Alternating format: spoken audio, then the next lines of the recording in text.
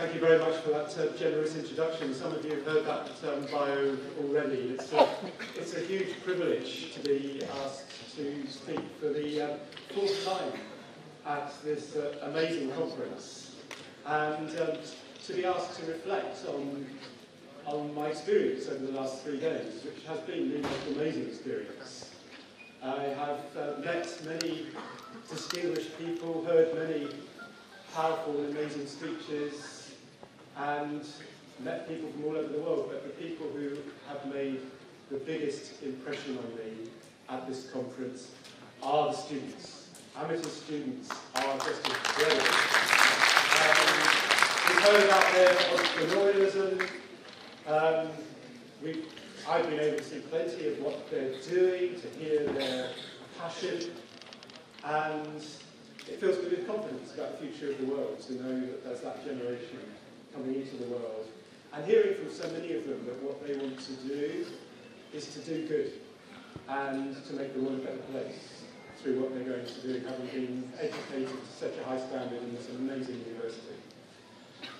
The first time I spoke was on Wednesday. Just a few words. I reflected on the long and special relationship between the UK and India, and that is a profound relationship.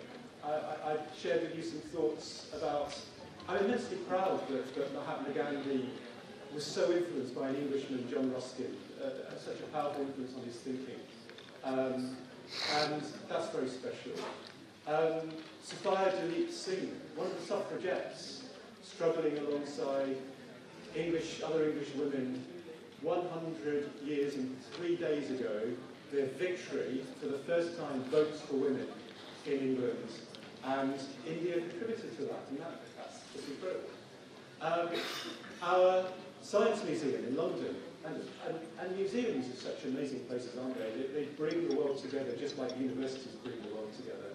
But the Science Museum in London has a tremendous exhibition on at the moment, which is about 5,000 years of Indian science and innovation.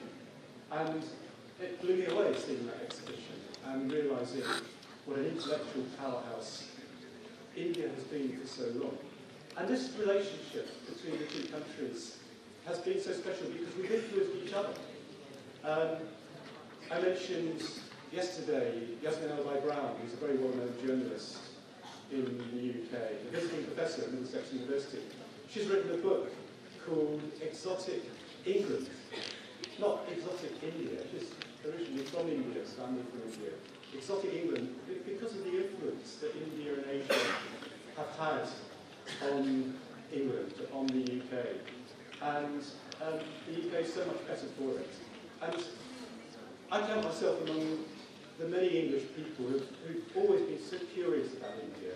And I really regret the fact that my first visit to India was only just last Christmas. This Christmas, New Year was my first visit to India. We came and spent Christmas with some friends in Delhi, and that was a tremendous thing to do. So this is my second visit to India. And it's about time too, and I'm going to be back many times, not least to make sure that this very special partnership between Amity University and Middlesex University is fruitful and goes on and changes the world. And I think, as Professor Singh said in that amazing oratory that we heard earlier on, the 21st century is a century of young universities. Young universities are going to make such a special contribution to the world because they're thinking about the future so actively and dynamically. They don't have much of the baggage of the older universities. And you know, one thing I've talked about quite a lot in what I've said at this conference is diversity. And one thing that makes the young universities special is their diversity. I had the honour of presenting a research paper yesterday. When I was asked to do a research paper, I thought, yeah, I'll do a research paper, I'm academic, I'll do that. I had second thoughts when I walked into the room because there's a row of judges sitting in front. I thought, oh my word, this is serious. But I talked about diversity and how diversity of identities, cultures, family backgrounds, gender, powers and drives creativity and innovation. That is something that I see every day in London. London is only the fantastic world city that it is because of its diversity. And that diversity is so important. It's so much part of the DNA of young universities. And if you look to many of the older universities, special, important institutions though they are in many ways full of sameness. The students are much the same as each other. The staff are much the same as each other. In the younger universities, what you see is diversity. You see people from all these different backgrounds.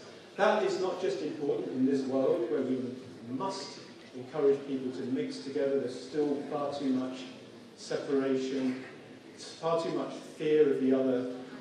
We want to do, that's something that education does so powerfully, is to bring people together, to learn together and learn from each other. But we also need that diversity intellectually. That diversity along with education for skills and new knowledge, that diversity brings into the mix different perspectives, different ways of thinking, heuristic tools, different ways of seeing answers to complex problems, different ways of framing the problem in the first place. And that's what we've got in the young universities. We've got that diversity in our intellectual mix. And that makes us very, very powerful institutions. And I'm very proud to be associated, of course, with my university and the young university, but also now with Amity and the other universities. The Amity, through its tremendous convening power, is bringing together. And this conference has been such a tangible example of that convening power and bringing us all together to share in this passion and vision for what we want to do. So I've thoroughly enjoyed myself. I've learned a lot.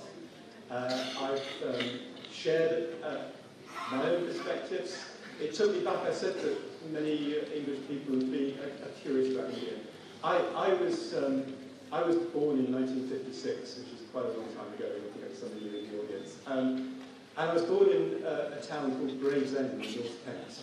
And 1956 was the year when the first migrant from the Punjab arrived in Gravesend, the year I was born.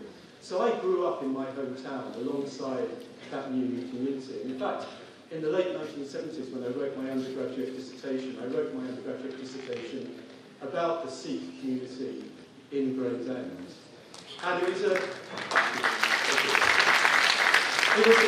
interesting journey for me writing that dissertation, because the Sikh community then was living quite separately, and that is not the case now. Many of the elected members of the local council in Gravesend are members of the Sikh community, and we now have in my hometown in Kent the most amazing Sikh temple, which is now just a very special part of my hometown. So an example of how we have enriched each other through cultural exchange, intellectual exchange. And I'll just finish by saying I am incredibly grateful to Amity University, to the vision of its founders, to the vision of Professor Singh in seeing education as intrinsically about an international experience, seeing graduates as profoundly about being global citizens, and embracing the diversity that I feel is so important to what we do and to the future of our world. So thank you very much.